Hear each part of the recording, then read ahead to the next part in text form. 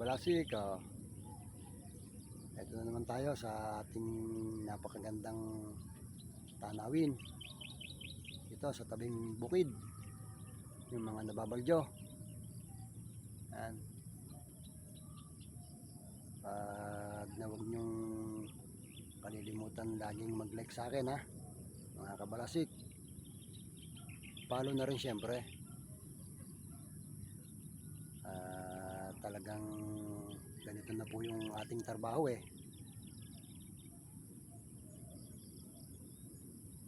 Yan mga kabalasik, trabaho lang po natin to. Yan.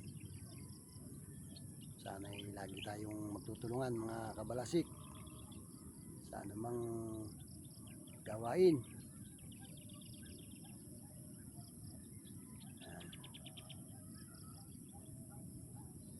At lagi tayong magiging maganda ang ating mga samahan.